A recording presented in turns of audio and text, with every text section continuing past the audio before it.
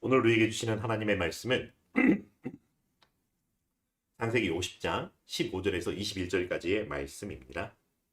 창세기 50장 15절에서 21절까지 구약성경 80면에 나와 있습니다.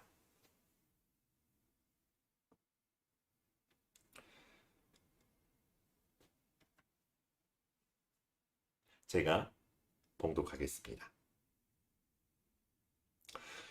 요셉의 형제들이 그들의 아버지가 죽었음을 보고 말하되 요셉이 혹시 우리를 미워하여 우리가 그에게 행한 모든 악을 다 갚지나 아니할까 하고 요셉에게 말을 전하여 이르되 당신의 아버지가 돌아가시기 전에 명령하여 이르시기를 너희는 이같이 요셉에게 이르라 내 형들이 내게 악을 행하였을지라도 이제 바라건대 그들의 허물과 죄를 용서하라 하셨나니 당신 아버지의 하나님의 종들인 우리 죄를 이제 용서하소서 하매 요셉이 그들이 그에게 하는 말을 들을 때 울었더라. 그의 형들이 또 친히 와서 요셉의 앞에 엎드려 이르되 우리는 당신의 종들이니이다. 요셉이 그들에게 이르되 두려워하지 마소서. 내가 하나님을 대신하리이까. 당신들은 나를 해하려 하였으나 하나님은 그것을 선으로 바꾸사 오늘과 같이 많은 백성의 생명을 구원하게 하시려 하셨나니 당신들은 두려워하지 마소서.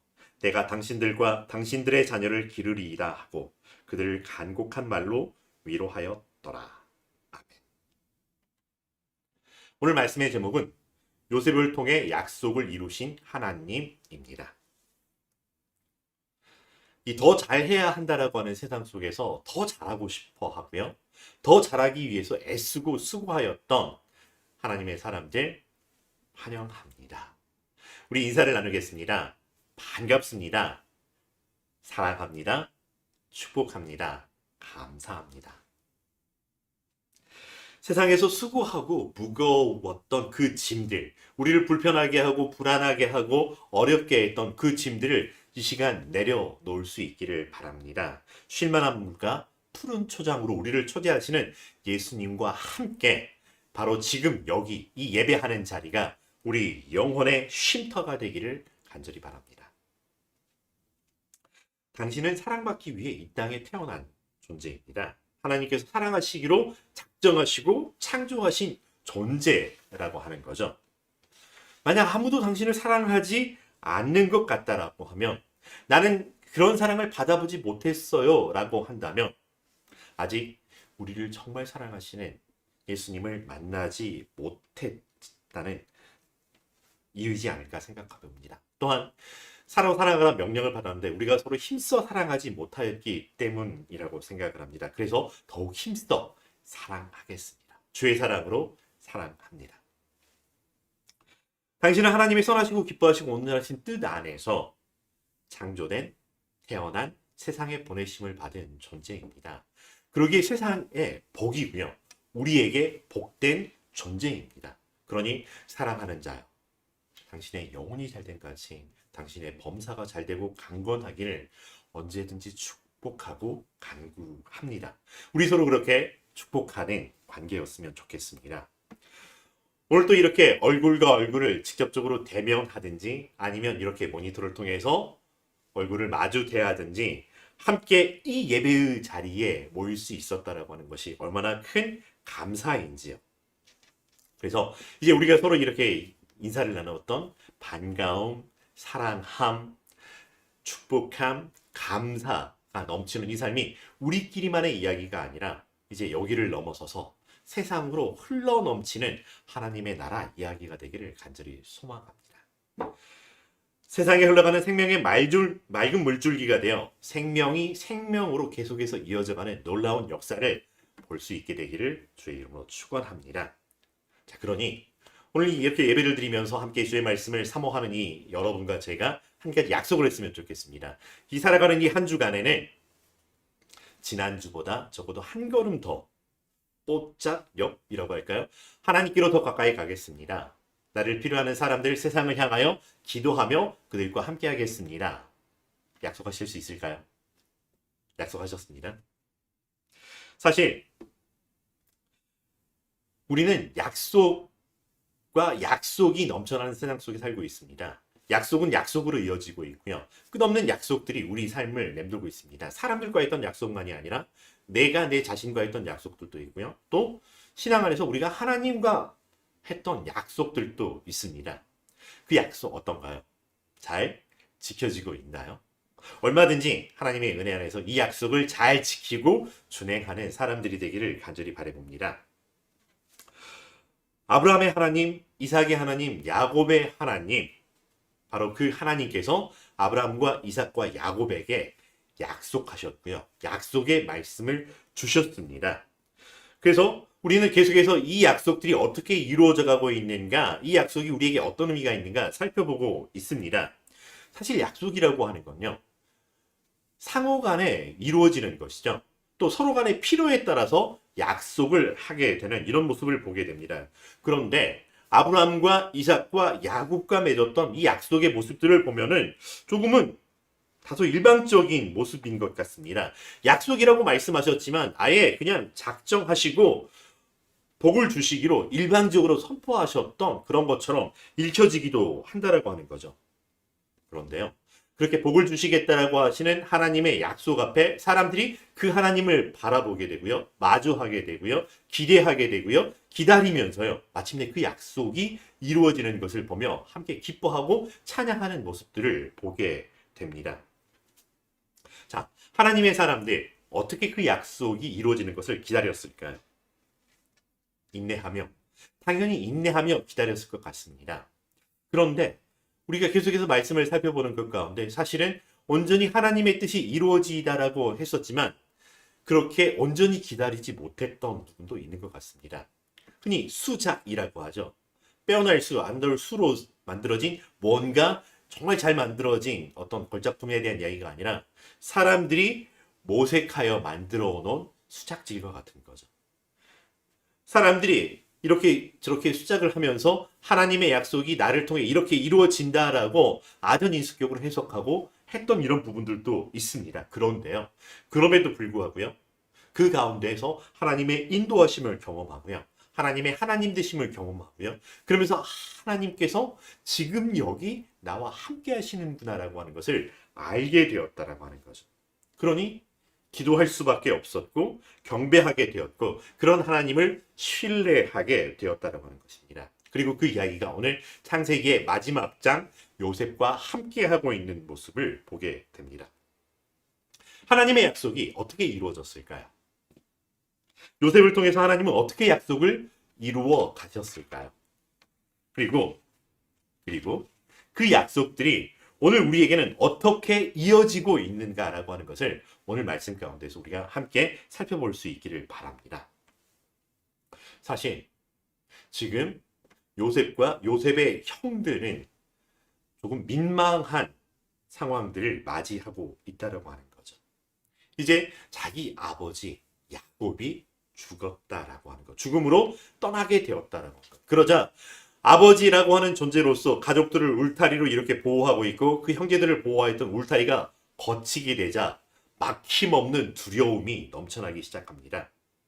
자신들이 요셉에게 했던 그 수작질이라고 하는 것들의 결과를 생각해 보니 아무리 궁리하고 아무리 염려하고 아무리 방법을 모색해봐도 암담할 뿐입니다. 만약 자신이 요셉과 같은 일을 당했다면, 누군가가 자기의 요셉이 당했던 것처럼 나에게 했다면 우리는 그걸 어떻게 되갚게 될까요? 내가 요셉의 자리에 있다면 어떻게 그들을 대하게 될까요?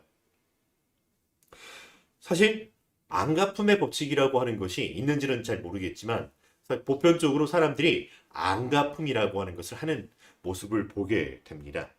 눈에는 눈, 이에는 이라고 이야기를 하죠.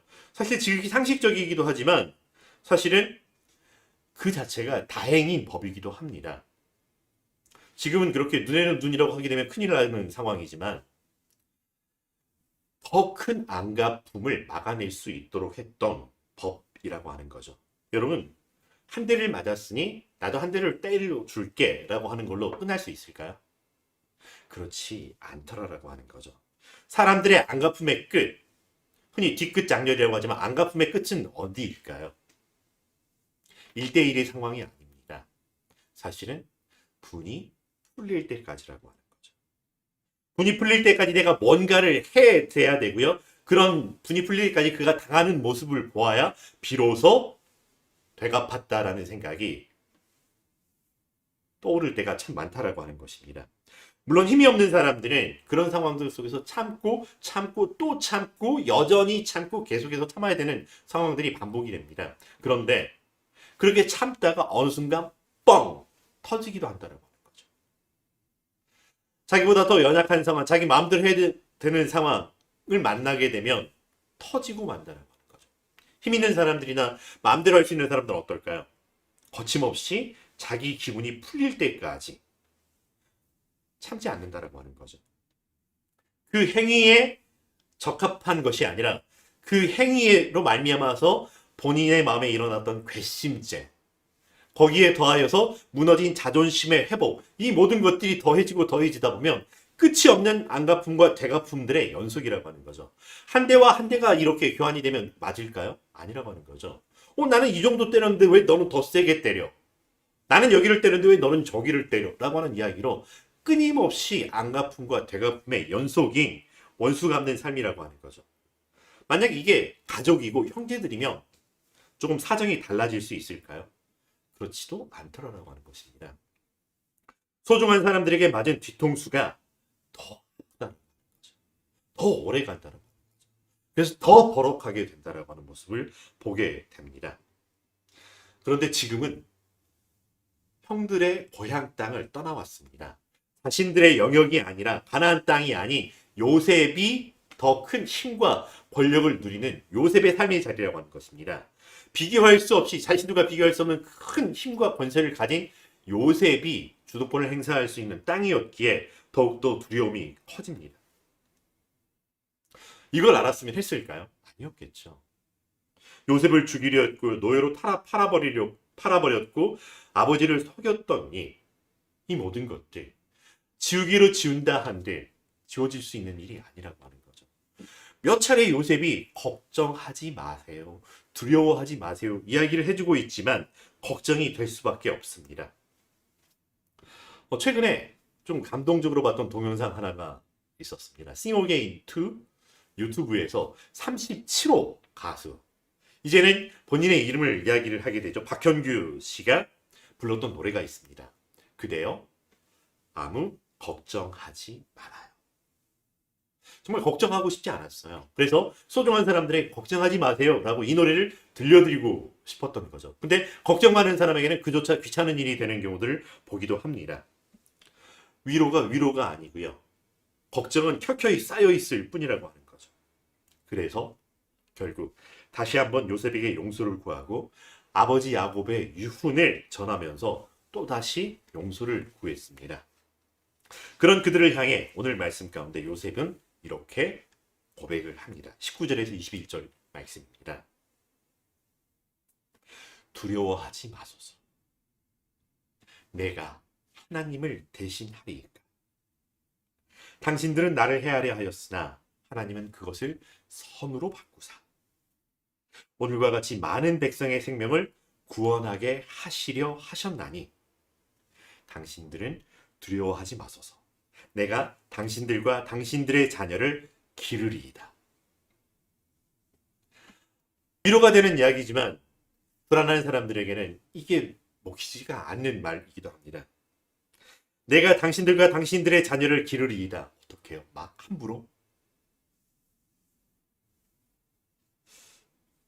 그런데 요셉이 고백하고 있는 말 가운데 우리가 좀 주목해 볼 것이 있습니다. 이 일은 하나님이 하신 것이라고 분명하게 선을 긋고 고백하고 있습니다. 걱정하지 말아야 할 이유에 대해서 이야기를 하고 있지만 하나님이 그것을 선으로 바꾸셨다라고 하는 것. 오늘과 같이 많은 백성의 생명을 구원하려 하셨다라고 하는 것. 그 하나님이 하신 일에 내가 하나님을 대신하겠습니까? 요셉은 하나님을 대신하여 구원의 통로가 되었음에도 불구하고 하나님을 대신한, 즉 하나님 대신 하나님 노릇하지 않겠습니다라고 하는 것을 분명하게 고백하고 있습니다. 하나님을 대신하는 나는 종일 뿐입니다. 하나님의 뜻이 이루어지는 통로일 뿐입니다. 하나님께서 하셨습니다. 라고 하는 고백과 결단이 다시 한번 가족들에게, 형들에게 울려 퍼지고 있는 것입니다. 요셉은 하나님이 주신 꿈을 꾼 이후로 종으로 팔려서 애굽에 끌려왔습니다. 이 절망할 수 있고요. 좌절할 수 있고요. 그런데 그곳에서 하나님을 만났다라고 하는 것입니다. 사실 어떻게 만났고 어떤 고백들이 요셉에게 이루어졌는지 그 여정 속에 보이지 않는다라고 하는 거죠. 그렇지만 바로의 친위대장 보디발의 집에 있을 때부터 이미 여호와께서 요셉과 함께 하셨다라고 하는 기록이 나오고요. 요셉도 그것을 알고 있었다라고 하는 거죠. 보디발의 아내가 욕을 할 때에도 나는 사람들 사이에서 죄를 짓지 않겠습니다가 아니라 하나님께 죄를 지을 수 없다고 분명하게 선을 긋고 고백하고 있습니다. 옥에 갇힐 때에도, 옥에 나와서 총리가 되었을 때에도 한결같은 것은 이 모든 것 하나님께서 하셨습니다. 하나님께서 주셨습니다. 하나님께서 함께 하셨습니다라고 하는 거죠. 이것을 요셉이 알고 있었고요. 사람들에게 이것을 알려주었고요. 그래서 하나님과 함께하는 삶이라고 하는 것이 어떤 것인지를 보여주었던 그런 삶이라고 하는 것이죠. 오늘 말씀이 처음이 아닙니다. 처음 형제들을 다시 만나고요. 동생 베냐민을 만났을 때에도 창세기 45장 4절에서 8절 이렇게 고백을 합니다. 나는 당신들의 아우 요셉이니 당신들이 애굽의 판 자라. 좀 악센트에 따라서 다른 느낌이 들 수 있겠지만 여기까지 만약에 들었다면 그들의 마음이 어떨까요? 나 요셉이야. 당신들이 나를 팔았지. 라고 이렇게 들렸다라고 하면 얼마나 섬찟하고 얼마나 무서웠을까요? 그런데 뒤이어 고백하는 요셉의 고백이 있습니다. 당신들이 나를 이곳에 팔았다고 해서 근심하지 마소서, 한탄하지 마소서. 왜요? 후회할 일 투성인데 왜 근심하고 한탄하지 말아야 되냐면 하나님이 생명을 구원하시려고 나를 당신들보다 먼저 보내셨나이다. 이 땅에 2년 동안 흉년이 들었으나 아직 5년은 밭갈이도 못하고 추수도 못할지라 하나님이 큰 구원으로 당신들의 생명을 보존하고 당신들의 후손을 세상에 두시려고 나를 당신들보다 먼저 보내셨나니 그런즉 나를 이리로 보낸 이는 당신들이 아닙니다. 하나님이시라. 하나님이 하셨습니다. 당신들이 팔았다라고 걱정하는 게 아니라 나는 당신들의 그 삶의 이유를 보는 것이 아니라 나는 삶의 주관자 하나님을 보았습니다. 라고 하는 거죠. 요셉은 아브라함과 이삭과 야곱으로 이어지는 계속된 약속, 이스라엘 민족을 구원하기 위한 하나님의 약속을 지키기 위해서 세웠던 하나님을 위한 사람의 삶이 되었다라고 하는 것입니다. 요셉은 그것을 알게 되었고요. 기꺼이 순종하였고요. 그래서 그 시대에 하나님의 약속의 통로, 구원의 통로로 사용되어졌던 사람이라고 하는 거죠. 오늘 말씀을 묵상하면서 몇 가지 질문을 떠올려 보았습니다.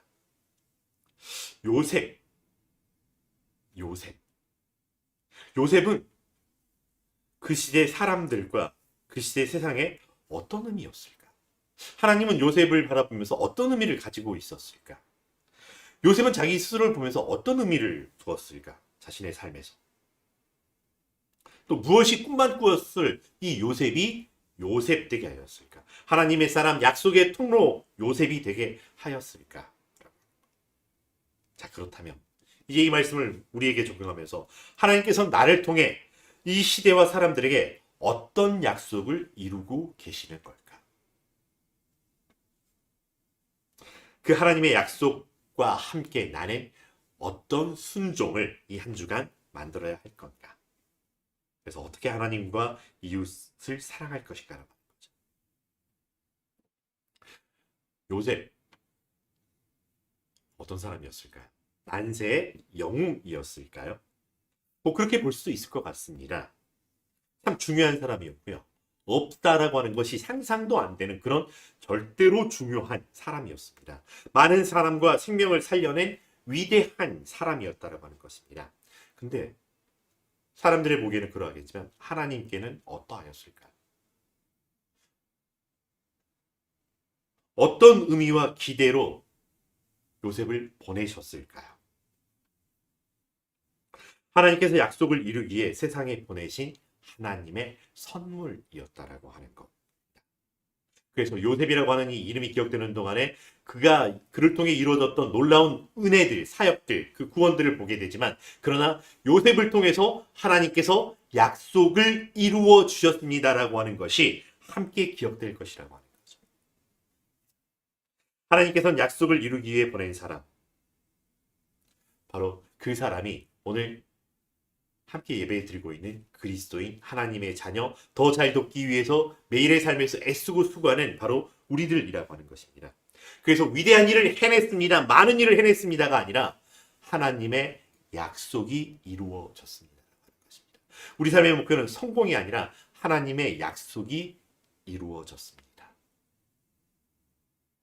바로 하나님의 사람, 하나님의 자녀를 통해서 그것이 이루어졌습니다. 옛날에도 이루어졌고요. 바로 지금 오늘 우리를 통해서 그 약속이 이루어진다라고 하는 것입니다. 그것을 위해 오늘 우리를 부르시고 세우시고 보내셨고 우리와 함께 하신다라고 하는 것을 기억하시기를 바랍니다. 무엇이 요셉이 요셉되게 하였을까? 사실 자신의 삶을 의도한다고 그 의도대로 되지는 않는 삶을 보게 됩니다. 물론 의도대로 되었고 기대한 대로 결과를 만들어내는 경우도 있지만 그렇지 못한 경우들을 만나기도 합니다. 자칫 자포자기할 수도 있었고요. 절망과 좌절 속에서 하나님을 부정하고 부인할 수도 있었을 것 같습니다. 삶의 여러 모습에서 여러 모양에서 사람들을 이렇게 저렇게 만나다 보니 하나님께 실망하는 사람들이 의외로 많다라는 것입니다. 하나님을 부정하는 게 아니라 그런 하나님 나는 필요 없어요 라고 하나님을 부정하고 하나님과 상관없이 살려고 하는 사람들이죠.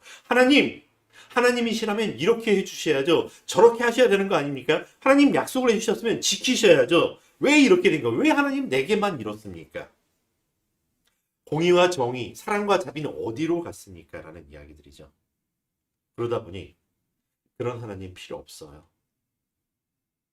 나는 내 방식대로 내 소견에 오른 대로 살겠습니다. 라고 하는 사람들이 의외로 많다라고 하는 것을 보게 됩니다. 요셉이 원래 믿음이 좋은 사람이었을까요? 베델에서 야곱을 만나 주셨던 하나님처럼 개인적으로 뭔가 이렇게 친밀한 이야기를 전해주시고 그 이야기를 들어주시고 고백을 받아가셨던 이런 상황이 아니었던 것 같은데 성경에 그런 기록이 없는데 그런데도 하나님께서 요셉과 함께 하였다는 것을 요셉이 알고 있었고요. 그것을 기꺼이 신뢰하고 있었던 모습입니다. 여러분 우리 삶의 신앙의 근거가 무엇일까요? 우리가 신앙생활을 잘하고 있다는 것은 무엇을 보면 알 수 있을까요? 가끔 예배 가운데 이 찬양 집회나 혹은 기도회 가서 이렇게 뜨겁게 찬양하고 뜨겁게 기도하다 보면은 마음 깊은 곳에서 이 떨림이 일어날 때가 있습니다. 머리끝이 쭈뼛하고 머리끝에서 발끝까지 뭔가 찌릿찌릿한 어떤 느낌들, 성령이 임재하시는 것 같은 그런 감동이 느낄 때도 있습니다. 그래서 막 벅차오르는 감동 속에서 나도 모르게 방언이 터져 나오는 이런 상황들도 있습니다. 근데 때로는 그 앞에서 정말 쥐구멍이라도 숨고 싶을 만큼 같은 죄인을 살리신 하나님의 은혜 앞에 정말로 눈물로 큰 슬픔에 빠질 때도 있습니다. 그럼에도 불구하고 은혜인 거죠. 무엇이 신앙의 본연의 모습일까? 이런 걸 자주 경험하게 되면 신앙이 깊은 신앙의 삶이라고 하는 걸까요? 어떤 기분이나 감정, 느낌, 혹시 이런 게 아니라면 환경일까요? 어떤 일을 해나갈 때마다 척척척척 일이 잘 풀려요. 하는 일마다 손대는 것마다 잘 형통한 길이 펼쳐지게 되고요. 그래서 많은 사람들이 야 역시 믿는 사람들은 달라 이런 이야기를 들으면 우리의 신앙이 좋은 걸까요? 나는 무엇을 보고 믿음의 사람, 하나님의 사람, 하나님의 은혜 안에 있다라고 이야기를 할 수 있을까요? 그 근거가 무엇일까?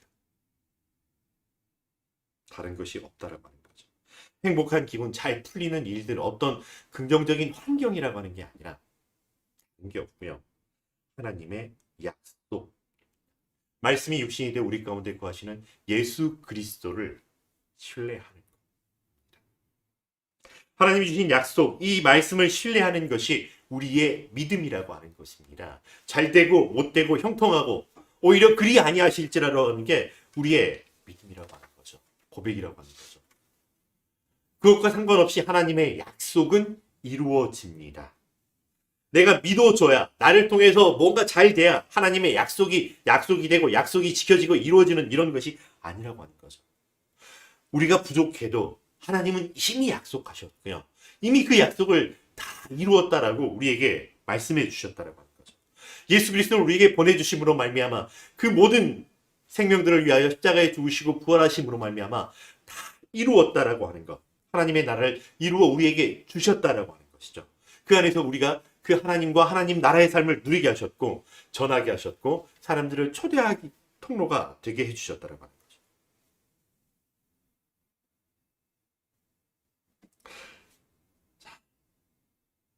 하나님께서 나를 어떻게 사용하시길 원하실까요? 혹은 반대로 나는 하나님께 어떻게 사용되기를 바라고 계실까요? 같은 질문인 것 같지만 조금 다른 결의 느낌이 듭니다. 나는 세상을 향한 하나님의 어떤 약속을 위한 것일까요? 이 고백이 오늘 요셉이 고백했던 고백이 우리의 고백되기를 바랍니다. 그래서 주에게 부탁하시니 천사도 흠모하겠다라고 했던 그 일, 그것을 우리가 기억할 수 있기를 바랍니다. 아무것도 하지 못해도 아무것도 할 수 없었더라도 그저 아무것도 할 수 없었기에 천부여 의지 없어 손들고 주님 앞에 갑니다라고 할지라도 우리가 기억할 것 하나, 하나님께서 하나님이십니다. 하나님께서 하셨습니다. 하나님께서 보내셨습니다. 하나님께서 그 약속을 이루어 주셨습니다. 나는 작은 하나님의 신호, 작은 하나님의 표시, 하나님이 세우신 작은 이정표 통로일 뿐입니다라고 하는 고백이죠. 주님의 뜻이 하늘에서 이루는 것 같이 나를 통해 이루어지게 해주신 은혜가 있습니다라고 하는 거죠. 그 앞에 순종하겠습니다라고 하는 거죠. 내가 이루어 드렸습니다라고 하는 게 아니라 내가 그것을 지어 만들어 드리겠습니다. 그래서 내가 어떤 수작을 해야 되는 것이 아니라 그저 하나님의 약속을 신뢰하고 예수 그리스도와 함께 있습니다라고 하는 것. 그래서 내가 하나님의 자녀입니다라고 하는 것. 그래서 깨닫게 된 나의 삶의 정체성으로 말미암아서 하나님께서 나를 통해 이루시고자 하는 것들이 내 삶에서 자연스럽게 이루어지는 이거. 내가 약속을 이루어드리는 것이 아니라 그저 하나님의 신호일 뿐이고 나는 하나님의 작은 표시입니다. 나를 통해서 많은 사람들이 사시는 하나님의 역사하심을 볼 뿐입니다라고. 이것을 알아볼 줄 알고 그래서 이것을 믿음으로 고백하고 그래서 세상 사람들과 함께 이것을 함께 공유하면서 많은 사람들을 옳은 대로 인도하며 많은 사람들을 구원으로 인도하는 밤하늘의 별과 같이 빛나는 하나님이 세우시는 사람들의 삶이 되기를 간절히 축원합니다. 그래서 이 한 주간 하나님께로 더 가까이 나아가겠습니다. 하나님이 임재 안에 머물겠습니다. 그래서 세상 사람들과 더 함께 하겠습니다. 어제보다 나은 오늘에 더 잘 돕는 사람의 삶을 살겠습니다. 고백하고 결단하며 그러나 내가 아니라 하나님께서 하셨습니다를 알아보고 고백하는 우리 모두의 삶 되기를, 삶의 예배 되기를 주의 이름으로 축원합니다. 기도하겠습니다. 사랑과 내가 충만하신 여호와 하나님, 우리가 무엇이 간데 우리를 통해 하나님의 놀라운 약속이 이루어진다라고 하시는지요. 즉히 보잘것없기에 내가 하는 것이 아니라 하나님께서 나를 들어 사용하십니다.